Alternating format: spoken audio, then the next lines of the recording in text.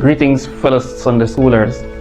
It is a wonderful privilege of mine to share my thoughts once again with you for this upcoming Sunday school.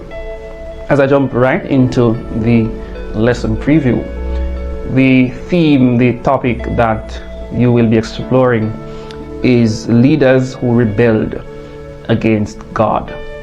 Flowing from this broader theme are some statements, some ideas that I believe can be helpful to us as we live this, as we walk this Christian journey. The first is that the Israelites were intimidated by giants. And you'll find a short part of a narrative that shows the people of God, the Israelites, being sent into the promised land, the land that was promised to them, or a part of the land that was promised to them. They were sent to spy out that land. They came upon giants. You and I have never seen a giant, of course. So in a sense, we may not be able to relate fully. But they came upon giants and they were intimidated by these giants and other persons that they saw in this land. And because of that, they became afraid. They were afraid, and they did not want to do what God sent them to do through Moses. They did not want to go back there because they feared for their lives.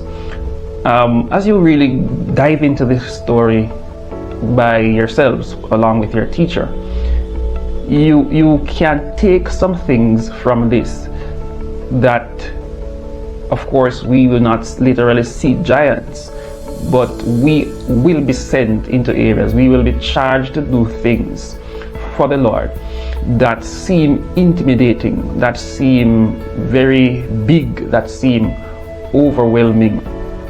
But one of the things that the Israelites at this point forgot was the God that they served. And they would have forgotten all that God would have brought them through before. God brought them from Egypt. He brought them through the Red Sea. He did great and marvelous wonders. Yet interestingly, they were afraid of the giants.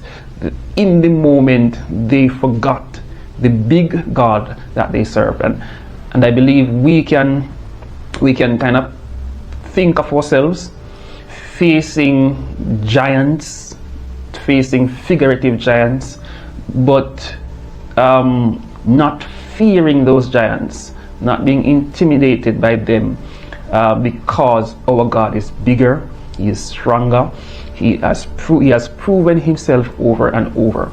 And so this is a negative story that I believe we can learn from. So the story did not end there, and there is another statement that shows us the failure of Israel.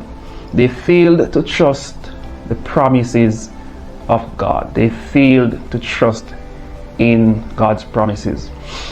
And this, in a great sense, is a recurring truth where Israel, from time to time, they fail to trust in the promises of God. Of course, this goes over to Numbers chapter 14, verses 1 to 11. These people, having seen the mighty hand of God, having experienced God's greatness and His wonders in ways that other people have not seen and other people may never see, they still fail to trust God. They were saying to Moses and Aaron, bring us back to Egypt, or let us get leaders. Let us appoint a leader, rather, who will bring us back to Egypt. They would rather go back into bondage than to move forward, not being able to see what God is going to do. But what we can get from this is that we must trust God.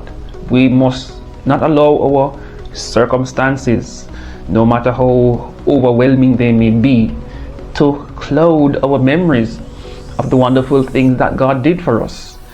That was what happened to Israel. And instead of learning, instead of using their memories to allow them to trust God, they forgot and they failed to trust God. And because of this, it just festered up, so to speak, into distrust and doubt and rebelliousness. And as a result, the authors of our book proposed that they were doomed to die in the wilderness.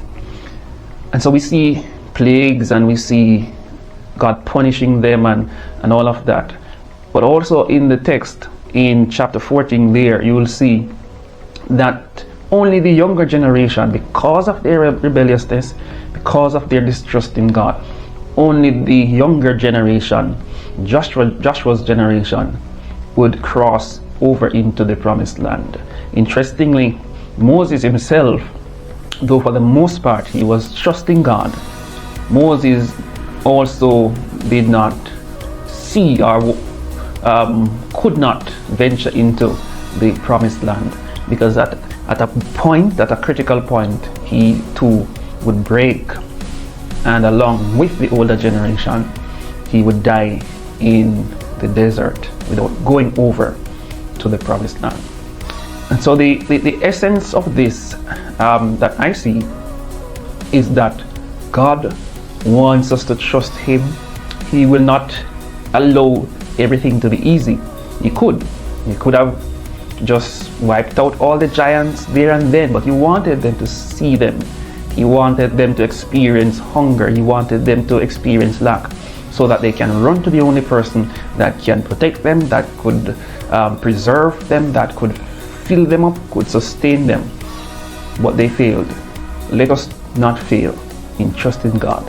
When things get rough and tough, let us put our faith in our mighty God, the one who has always been there, the one who has always come through for his people.